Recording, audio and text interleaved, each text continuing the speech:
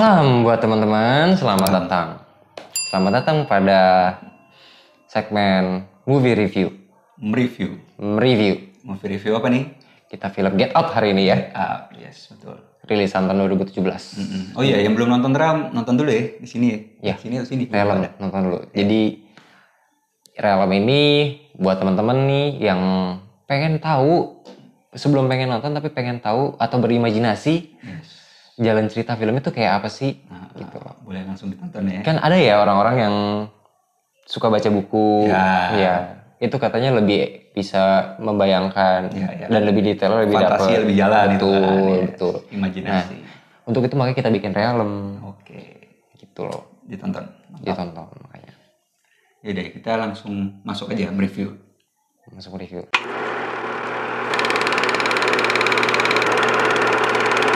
Nah, sebelum masuk, kita sangat warning. Karena ini adalah spoiler alert. Oh iya. Dan warning kedua, hati-hati teman-teman. Setelah ini akan ada Godzilla teriak.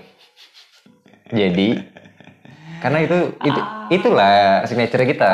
Iya, Spoiler udah alert ya. Jadi selamanya akan seperti ini nih. Kita nggak tahu sih akan selamanya atau enggak, tapi warning Godzilla. Awas kaget. Spoiler alert.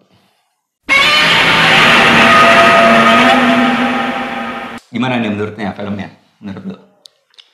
Menurut gue filmnya seru di akhir sih. Belum pas menegangkannya doang. Pas menegangkan karena di awal kental romansnya. Oh. Dari dia act-nya ini cuddling, kissing gitu kan. Meskipun dia interracial ya, Caucasian sama Afro-American ya. Untuk general terms-nya. Ya. Agak tabu ya, tapi kayaknya kalau sekarang sih udah enggak karena LGBT juga udah mulai legal ya. Di luar. Jadi gue masih nge-accept untuk romance-nya sih. Oh, romance banget nih. Itu di awal. Meskipun pas di awal ya agak kontradiktif sama genre yang dijabarin sama IMDb kan ada action, thriller, misteri. Di awal nggak kelihatan sama sekali. Nggak kelihatan sama sekali. Gitu. Menurut lu sendiri film ini konfliknya apa? Inti konfliknya? Ya. Ini lebih istilahnya mungkin kalau nggak salah ya gue ya, white supremacy. Oh. White supremacy itu artinya balik lagi kalau gue nggak salah, ini kekuatan kulit putih. Ya semacam kayak apartheid kali. Apartheid? Iya, politik di Afrika ketika kulit putih yang berkuasa. Oh. Iya kan, maksudnya semacam ada perbedaan kasta ya antara kulit putih dan kulit hitam. Mungkin kalau buat gue nyebutnya slavery modern. Terbalik, modern slavery. Oh gitu, ke Indonesia. Perbudakan modern. Setuju. Soalnya bener-bener ya di awal pun kayak karyawannya dua-duanya kulit hitam. Terus yang dirasisin ya itu kulit hitam itu kan gitu. Gue mau bantah sih soal itu sih. Oh iya, apa tuh? Karena kalau gue bermain dalam pola pikirnya mereka, bukan soal rasnya sih. Oh gitu. Tapi keunggulan fisiknya. Dari ras tersebut. Itu rasis ya? Iya dong. Yang nggak Pak, ini kan udah spoiler tadi ya. Yang nggak rasis tuh si Jim, yang dia bilang gue nggak peduli warna kulit lo apa. Tapi kalau orang lain dia bilang karena fisik lebih kuat, mungkin itu tren gitu loh. Jim ada ngomong gitu kan. Nah itu makanya kulit hitam yang dipilih. Kalau kulitnya nggak hitam, kalau dia tapi lagi tren, nggak apa-apa dong berarti. Bisa aja. Kan ada orang Jepang gitu bisa ya. Ntar setelah ini orang Jepang gitu.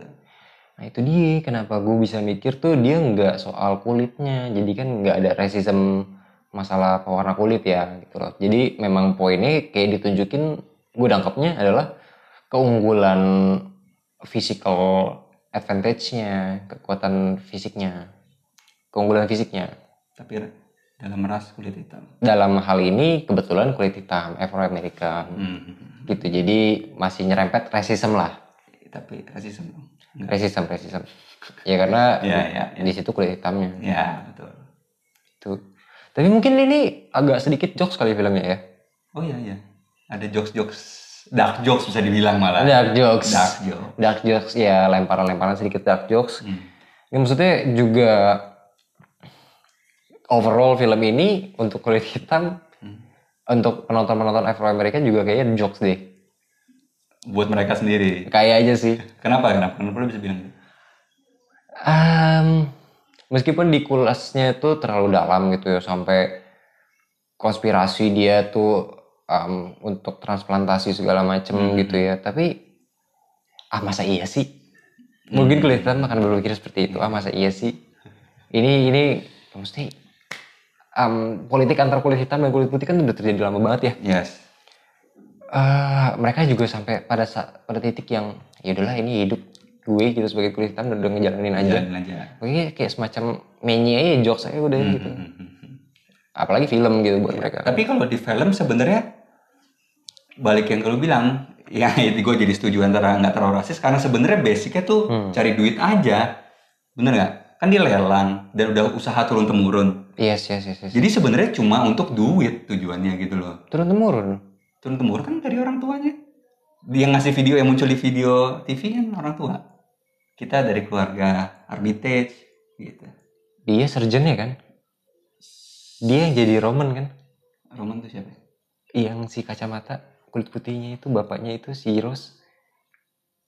Bentar, yang mana? Dia transplantasi kan?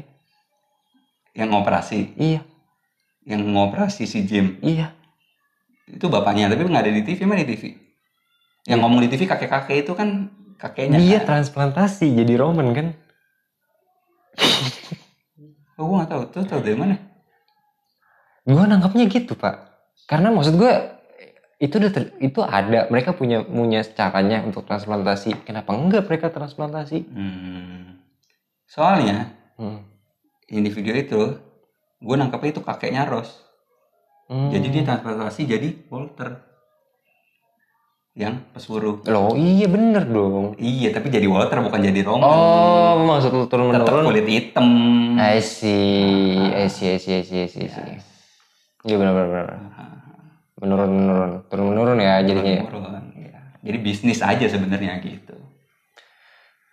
Tapi untuk skalanya keluarga mereka iya bisnis. Tapi untuk komunitasnya yang iya kan, untuk yang kulit putih semua beda hal nih, bukan cuma bisnis gitu. Let's say kayak misalkan yang akhirnya si Chris-nya mau ditransplant ke Jim, ya yang punya museum ya, atau art gallery lah kita sebut. Ya karena dia nggak punya penglihatan dan dia mendapat detail hasil jepretannya si Chris, deskripsi dari asistennya ya, itu bagus, makanya dia tertarik untuk punya matanya si Jim nih, ngerasain matanya si Jim. Ngerasain matanya si Chris. Ya.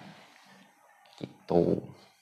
Jadi prolong juga kan, maksudnya fisiknya si Chris kan masih muda juga tuh. Yes. Strong kayak gitu. Gitu sih. Ya makanya sebenarnya lebih, karena itu isinya kakek-kakek, nenek-nenek kan kebanyakan gitu loh. Iya, dan aneh gak sih lo ngeliat nenek-nenek sama cowok kulit hitam masih muda, 2 kali lipat dibilang umurnya. Iya. Ya let's say mid-30 lah ya, umur 30-an tengah, 35 atau di bawah mid-30, 32, 30 gitu. Kayak gitu, aneh.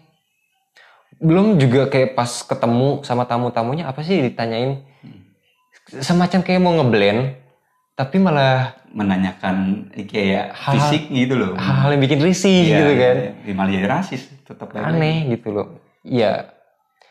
Meskipun si Rose bilang, mereka udah terbiasa ketemu ini, mereka support banget. Tapi mereka nggak tahu apa-apa sebenarnya gitu loh, semacam nggak tahu apa-apa. Gitu ya, artinya kan mereka jarang bergaul sama yang kulit hitam. Oh iya. Itu dia. Hanya dipakai. Gitu. Mungkin juga teman-teman sampai beberapa titik tuh ngerasa, Rose nih masih ngebelain si Chris kali.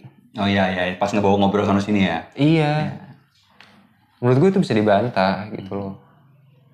Kayak dari kalau kalian lihat di filmnya, oke, Rose datang ke rumah orang tuanya. Ya kali masa dia lebih dekat sama pacarnya dibanding orang tuanya. maksudnya kan udah ngerti dong, udah kenal orang tuanya udah lama, gestur-gesturnya.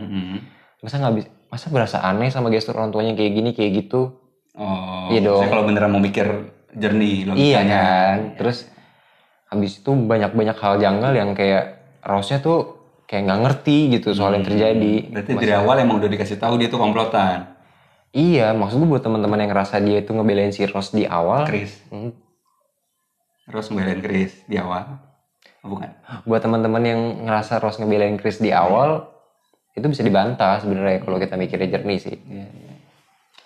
Scene yang menurut gue sangat interesting dari seluruh film ini, itu scene pas dimana si Chris ini mau ngerokok, yang juga ditongolin trailer ya.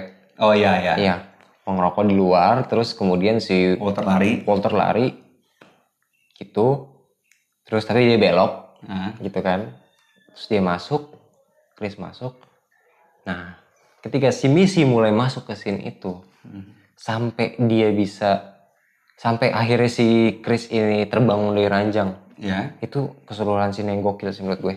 Buat itu menarik banget. Menarik banget. Kenapa? Karena gini, Missy perfect sih actingnya pas di situ sih. Gokil gitu. Bener-bener kayak terapis yang mau nyembuhin. Men itu ngaduk teh, ngaduk gelas, konsisten suaranya, dan sambil dialog. Itu susah men. Gue bayangin itu susah men. Gitu loh. Masih udah pernah coba lakuin? Belum pernah sih. Boleh dicoba dulu ntar ya. Mungkin gue bisa ngehipnotis diri gue sendiri dengan Siapa tahu dari nggak bangun dong. Kan ada ya self hypnotism ya. Oh, ada, gue nggak tahu. Ada. Ya, gitu. Dan itu yang satu scene yang menurut gue menarik sih. Satu cuplikan lah yang menurut gue sangat menarik di sisi situ. Gimana dia si Missy ini ngebawa Chris untuk kembali ke masa lalunya. Dia tahu ada titik kelemahannya si Chris, dia akan paralyzed ketika dia ngingat masa lalunya. Di situ sangat menarik. Ketika dia paralyzed, kemudian si Missy-nya tinggal sedikit kasih sugesti untuk Chris masuk ke Sunken Place. Yes, titik benam translate-nya. Titik benam. Ya. Gitu. Jadi lost control akan seluruh tubuhnya. Nah, yang kemudian itu akan dimanfaatkan untuk transplantasi. Jadi orang yang transplantasi ini menguasai kesadarannya Chris. Chris tetap sadar tapi di Sunken Place. Coba bisa mantau aja ya. Ya. Gitu. Udah. Gue bingung mau nanggepin apa. Suruh cerita ulang dong jatuhnya. Ya menurut lu menarik sih ini. Aduh nggak ada. Menarik apa? Gue menarik janggal, nggak apa-apa. Apa tuh? Missing point jadi dong. Iya deh, rentan aja deh. Langsung aja deh. Lalu naik ke gue deh menariknya apa? Nah, itu kan tadi gue ulas nih, menurut gue menariknya di scene sebelah mana. Nah kalau menurut lu sendiri, ada gak sih favorit scene lu untuk film ini? Gue favorit lebih ke gue pertanyakan gitu loh. Di scene pada saat udah mau akhir-akhir dia lagi disekap nih. Kan dia kalau pas paralyzed, pas Sunken Place, pas titik benam, tangannya geret-geret gitu kan. Keluar serabut kan nih. Betul. Dan cara dia nggak dengar bunyi pada saat dia nyumpelin ke kupingnya tuh serabutnya. Betul. Kan tangannya diikat, gimana caranya? Badannya maju mungkin gitu. Nah gue juga sempat mikir gitu kan, tapi gue lupa ngecek deh. Ini diikat gue nggak sih gitu loh? Saya inget selihatnya gue sih di movie-nya ini nggak diikat sih. Oh, jadi ada kemungkinan caranya tuh begini gitu. Bisa jadi. Udah terjawab udah. Atau menurut teman-teman gimana tuh bagian itu? Iya sih. Oh ada satu scene lagi sih yang menurut gue ini classy sih. Classy psycho lah. Ini aneh kali deskripsi gue. Pas main bingo. Yang untuk ngebeat padahal. Ngebeat si Chris-nya. Ini kan semacam digambarkan bahwa tuh mereka adalah exclusive society, exclusive community. Mereka udah tahu ethic codes-nya untuk ngebeat, untuk kita belum bahas soal ini operation yang dilakukan kue gula. Oh ya itu, gue nggak gitu nangkap. Ya mereka semua udah paham soal operation kue gula ini untuk ngebeatnya. Dan itu bisa terjadi sangat apik gitu loh. Tanpa ngeluarin suara, cukup ngangkat papan. Ya. Dan udah paham sama kode tangan yang dikasih sama si bapaknya si Rose. Yes. Itu juga cukup classy sih menurut gue. Bener, semua udah ngerti semuanya gitu loh, peraturan-peraturan segala macam semuanya. Gitu. Iya. Jadi si direkturnya sih ngasihin aja cukup gitu. Scene-nya tuh ngasihin aja biar imajinasi kita agak berkembang sedikit gitu loh. Tapi dia ngasihinnya cukup pas dengan scene-scene seperti itu. Nah, ini tergambar jelas sih soalnya kan. Iya, tergambar jelas. Nah, tapi ini yang gue bingung juga. Lu inget yang di awal scene gak? Bagian apa nih? Di awal banget, opening, ada orang diculik. Nah, itu siapa? Andre kan? Nah, yang gue bingung, ini kan Andre nih. Iya. Andre diculik, dihipnotis, sampai jadi koagula itu nama itunya. Operasinya. Si Andre diculik jadi orang lain nih. Kenapa si Chris dengan cara halus? Dan di foto-foto itu dari kedekatan Rose dengan korbannya, semua dipakai dengan cara halus. Kenapa si Andre diculik? Oke. Kalau gue mungkin ngejawabnya gini. Beda yang lakuin. Bukan Rose. Itu mungkin bapaknya atau Jeremy. Iya. Pendekatannya mungkin berbeda kali. Berarti bisa dibilang sebenarnya lebih efektif caranya yang Andre dong. Karena lu gak perlu PDKT susah-susah. Lu pacaran 5 bulan, lu acting segala macam. Atau Rose menikmati itu. Bisa jadi ya. Ya kan? Maksudnya lu lebih kalau mau ngomong ya kriminalnya lebih gampang lu nyulik, nggak perlu lu bawa-bawa perasaan lo gitu loh. Dan 5 bulan dan belum tentu 5 bulan capek loh gitu loh. Tapi soal Rose juga nih gue ada yang menarik sih.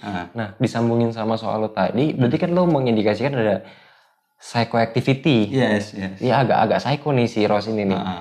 Pas menuju ending, Rose ini kan dia makan sereal. Ya, yang pelan-pelan.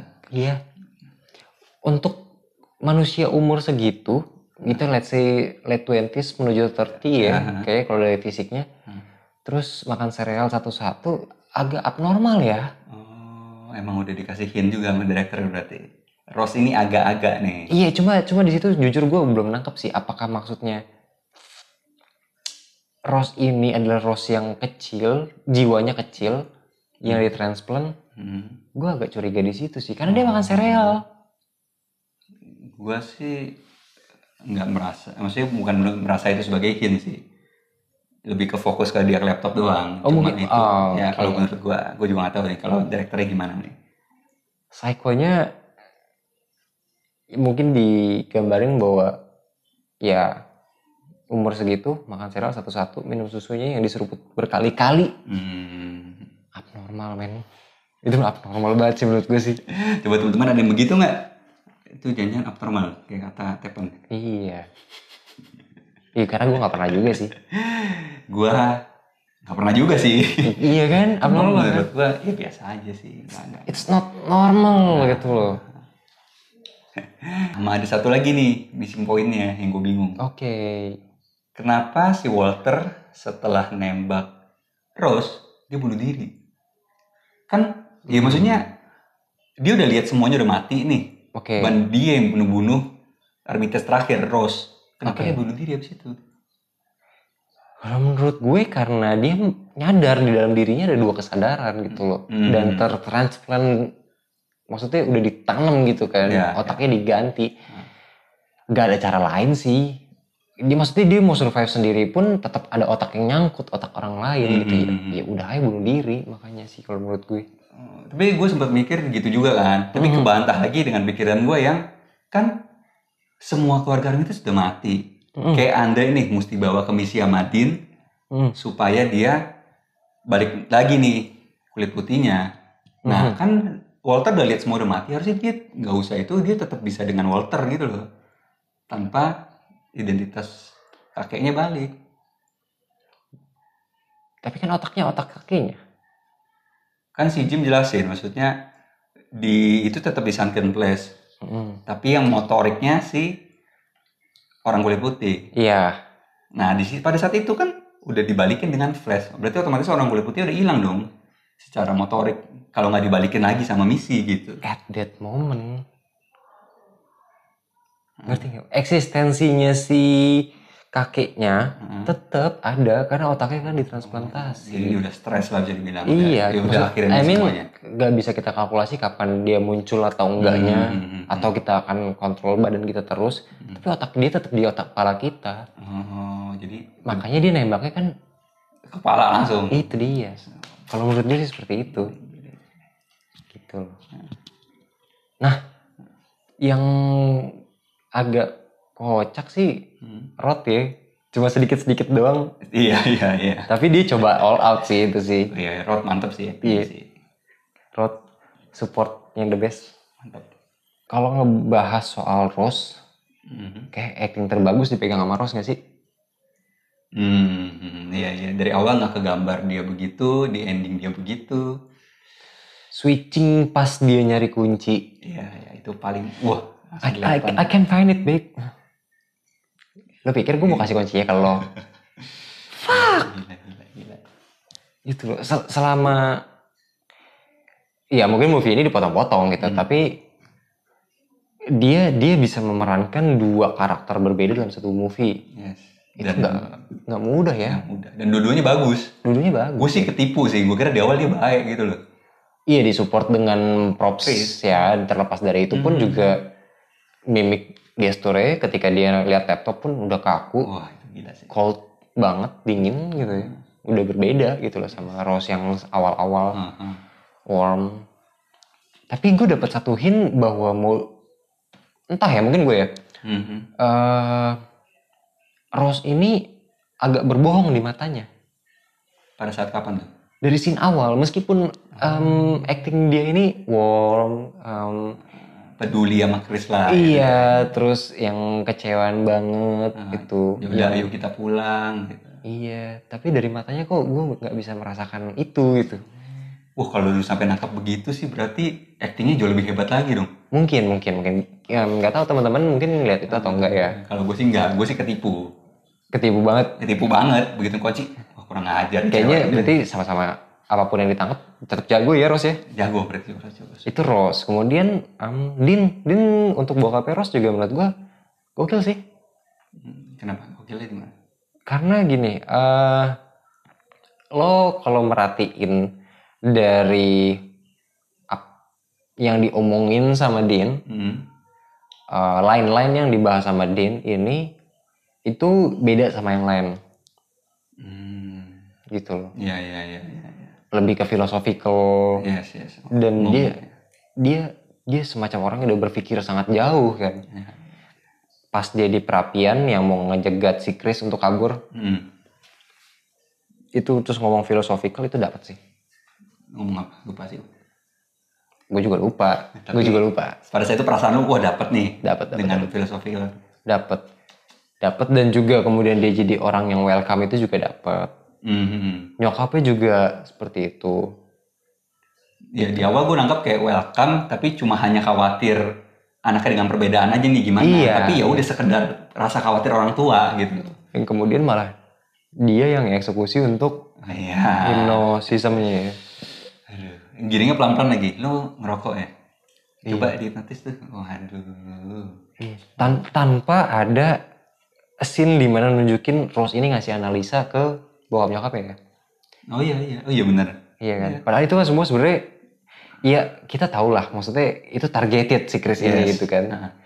Akhirnya tahu targetnya tapi tanpa scene yang ngasih tahu itu gitu. Itu keren sih.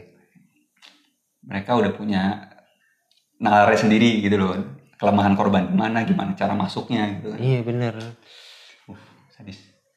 Terus juga kayaknya kalau Georgina.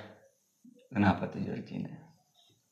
Yang dia sontak seolah balik ke dirinya sendiri. Terus dia balik lagi ke kondisi implannya si neneknya. Lu tau dari mana dia balik ke Georgina yang asli? Pas dia itu ketakutan. Mimiknya kayak ketakutan terus tapi dia senyum tapi sambil nangis. God damn. Gila sih. Masing-masing akhirnya tuh punya keunggulannya sendiri gitu loh. yang hasilnya ngasih kontribusi ke film ini gitu. Sedikit semua dimasukin gitu loh. Iya, bener. Mantap. Panas sih. Energi gue. Nggak apa-apa, dikit lagi. Apa lagi tadi ya? Siapa lagi ya? Oh iya, masih bahas Rod. Ya lu awalnya Rod lengkapnya jauh juga. Set juga belum ya? Itu nggak harus semua. Itu gue sengaja Tapi gue bisa bahas set. Oh ya udah nggak apa-apa. Makanya kalau bisa yuk. Kalau nggak ya udah. Yuk. Lanjut. Kemudian si Rod sih memang perannya nggak banyak ya. Nggak banyak, sepotong-sepotong nelpon doang. Jagain anjing. Oh iya, jagain anjing. Ngelucu ke kantor polisi. Wah.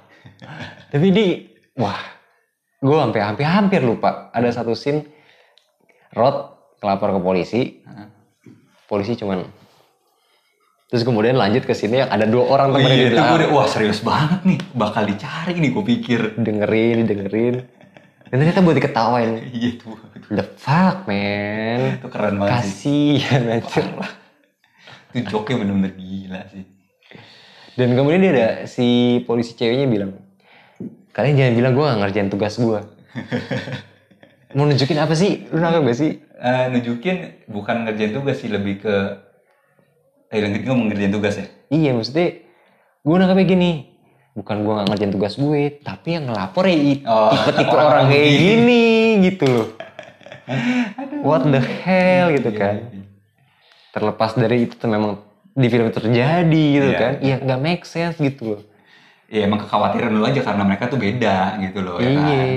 Tapi si Rod ini meskipun dia nongol sedikit-sedikit, cukup ngasih bumbu jokes ya sama film ini ya. Cukup. Justru dia malah yang jokes pentingnya di antara keseriusan itu gitu loh.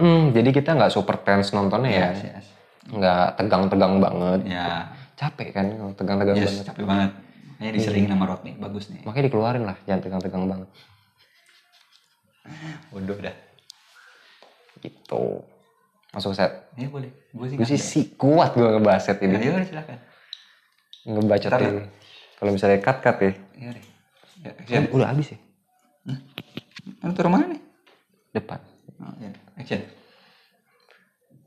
Kemudian kalau kita ngelihat dari set-setnya, gue nggak tahu nih ini correlate atau enggak ya. Tapi kalau kita ngelihat ditampilin pas Rose sama Chris ini naik mobil. Coba gue bayangin. Iya. Iya kan, kiri kanan pohon, jalan panjang banget. Yes. Gue nangkep itu menuju satu daerah terpencil. Ya. Satu daerah terpencil. Artinya community terbatas. Komunitasnya terbatas gitu loh. Yes. Gitu kan. Tidak widespread yang ramai banget orang gitu. Meskipun situ banyak orang tapi segitu-segitu aja. Ya. Gitu kan. Eksklusif lah. Kemudian dari lihat tipe rumahnya old school. Yes. Nggak old school, malah lebih dari old school, lebih tua lagi. Gitu kan. Tipikal rumah Amerika yang zaman dulu gitu, ya let's say era di bawah 1950 atau 1940-an gitu loh. Kalau gue sih ngeliatnya sih. Jadi udah eksis dari lama gitu loh kalau ngeliat setnya. Semacam ada history di rumah itu. Iya kan kalau dibawa cerita gue nangkepnya itu bahkan rumah kakeknya. Nah. Soalnya pas diceritain ini kakek gue dulu pernah balapan sama orang kulit hitam.